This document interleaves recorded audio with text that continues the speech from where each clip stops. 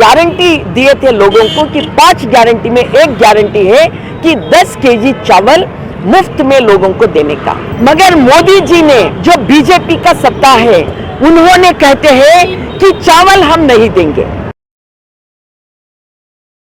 अब यही है, लोग, गरीब लोग भूखे से मरना और ये लोग हिंदू मुस्लिम आग लेके आके कि लोगों के बीच में दंगा फसाद करना। ये देखिए, आज कर्नाटक में सीपीआईएम पार्टी, भारतीय कम्युनिस्ट पार्टी मार्क्सवादी से हर तालुक, हर जिला में प्रोटेस्ट हो रही है।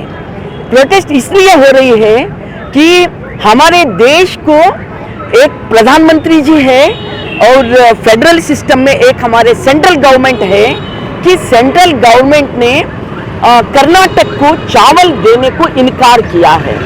कर्नाटक का नया गवर्नमेंट आया है, कांग्रेस गवर्नमेंट आया है और कांग्रेस को लोग वोट डाले हैं और मेजॉरिटी में कांग्रेस अभी सत्ता चला रही है। उन्होंने गारंटी दिए थे लोगों को कि 5 गारंटी में एक गारंटी है कि 10 केजी चावल मुफ्त में लोगों को देने का। अभी वो चावल तो कहीं से कहीं तो खरीदना है तो चावल किस किस के पास है? सेंट्रल गवर्नमेंट के गोदाम में है, कर्नाटक में भी है।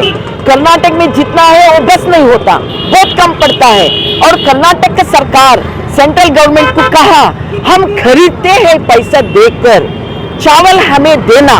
मगर मोदी जी ने, जो बीजेपी का सत्ता है, जो फेडरल का गवर्नमेंट है, उन्होंने कहते हैं कि चावल हम नहीं देंगे। क्यों नहीं देंगे? अमित शाह कहते हैं अगर कर्नाटक के लोग बीजेपी को वोट नहीं डाले, अगर हमको सत्ता में नहीं लाए तो कर्नाटक को हम कुछ भी नहीं देंगे। जो कर्नाटक का जीएसटी वहां जाता, टैक्स वहां जाता, इतना पैसा हर राज्य से ज्यादा हमारे पैसा जाता सेंट्रल गवर्नमेंट को।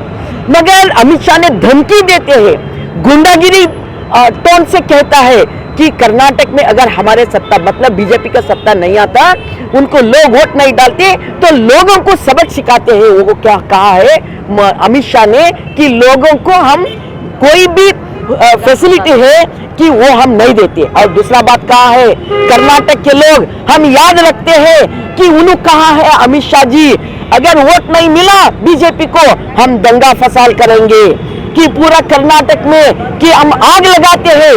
और उन्होंने ऐसा कहा है। मतलब क्या है? मतलब यही है, लोग, गरीब लोग भूखे से मरना और ये लोग हिंदू मुस्लिम आग लेके आके कि लोगों के बीच में दंगा फसाद करना, ये बीजेपी का एजेंडा है।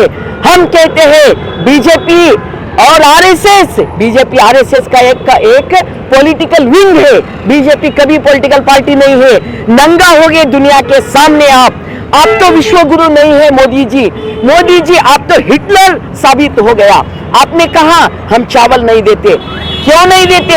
चावल के ऊपर किसका हक है? चावल के ऊपर लोगों का हक है। क्यों?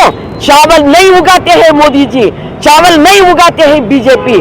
चावल उगाने वाले कौन है? चावल उगाने वाले हमारे किसान है, हमारे एग्रीकल्चर वर्कर्स है, हमारे लोग है। कॉमन लोगों का हक है चावल के ऊपर। आप कौन कहते हैं क्या चावल नहीं देते हैं? गोदाम में चावल है, वो सड़ रही है चावल और वो चावल लेके आपने कि समुद्र में डाल रहे हैं, सागर में डाल रहे हैं, मगर लोगों को नहीं दे रही है। क्यों नहीं दे रही है? गरीब लोग भूखे मरना, ये बीजेपी का मकसद है, मोदी का मकसद है।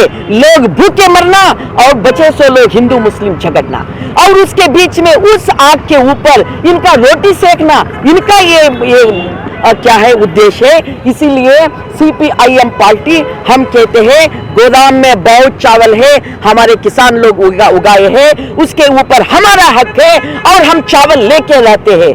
अगर आप चावल नहीं देते, सबक सिखाते मोदी जी। 2024 आ गया और लोग जैसा कर्नाटक में आपका हालत कहां रखे हैं कि पूरा देश भर में भी आपका स्थान वही रखते हैं। याद रखो, हम सब याद रख ले, हम भूखे नहीं मरने वाले हैं, हम उगाने वाले हैं, हम मेहनत कश लोग हैं, हम मेहनत कश करके हम खा के हम जिएंगे।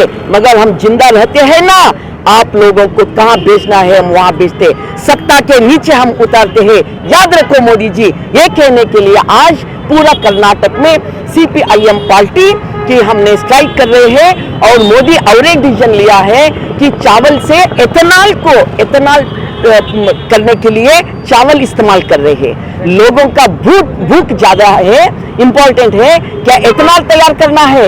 ये गलत है, ये हिटलर जैसा क्रूर का आपका डिसीजन है, वापस ले लो, नहीं तो लोग आपको सबक सिखाते हैं।